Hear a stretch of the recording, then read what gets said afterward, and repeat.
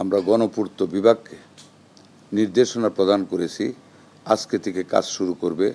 বাংলাদেশের 500 উপজেলায় সরেজমিনে ওনাদের লোক পাঠিয়ে যেটা ভার্টিক্যালি হয় সেটা ভার্টিক্যালি, যেটা নতুন ভবনের প্রয়োজন হবে সেটা নতুন ভবন, এভাবে 50 শয্যা থেকে আমরা সারা বাংলাদেশের সকল উপজেলায় 50 শয্যা থেকে 101 শয্যা বিশিষ্ট হাসপাতালে রূপান্তরিত করতে যাচ্ছি এবং লোকবল দিতে যাচ্ছি।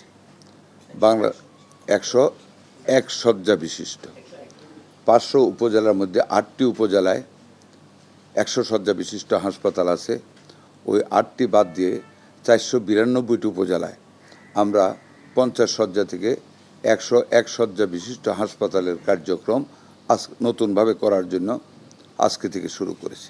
5টি বিভাগে 5টি শিশু হাসপাতাল 200 শয্যা বিশিষ্ট, খুলনা, বরিশাল, রংপুর, রাজশাহী, কুমিল্লা। আপনারা জানেন আমি এর মধ্যে 4টি আমি নিজে ভিজিট করেছি। এই 5টি হাসপাতালে আমরা ফার্নিচারের টেন্ডার করেছি। এটা বিভাগ খুলনা, বরিশাল, রংপুর, রাজশাহী, কুমিল্লা। 5টি সদরে 200 শয্যা বিশিষ্ট শিশু স্পেশালাইজড শিশু হাসপাতাল আগামী 6 মাসের ভিতরে আমরা উদ্বোধন করতে যাচ্ছি। আমাদের প্রত্যেকটি হাসপাতালে 1475 করে জনবল লাগবে। প্রতিটি হাসপাতালে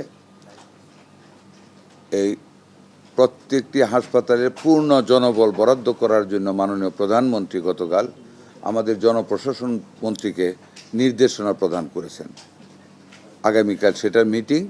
আগামীকাল জনবল বরাদ্দ হলে আমরা অর্থ মন্ত্রণালয় থেকে আর্থিক কোড নিব এবং ইনশাল্লাহ আগামী কয়েক মাসের ভিতরে মাননীয় প্রধানমন্ত্রীকে নিয়ে আমরা এই 5টি শিশু বিশেষায়িত হাসপাতাল উদ্বোধন করব। প্রত্যেকটিতে আইসিইউ থাকবে, সেন্ট্রালি এয়ার কন্ডিশন থাকবে, একটা করে আইসিইউ থাকে। আমরা পরিসর রাখবো, বেড বাড়াবো, আইসিইউর একটা বড় প্রেমিস রাখা হবে ইনশাল্লাহ।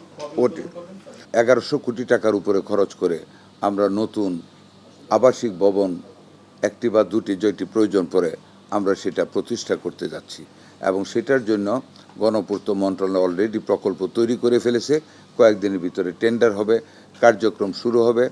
আগামী জুলাই মাসে আমাদের মাননীয় প্রধানমন্ত্রী সেইখানে যাবেন এবং গিয়ে সশরীরে উপস্থিত থেকে আমাদের ওই কলেজেরই মেধাবী ছাত্রী আমাদের মাননীয় প্রধানমন্ত্রীর বেগম সাহেব সহ ওখানে গিয়ে সেটা ঘোষণা দেবেন।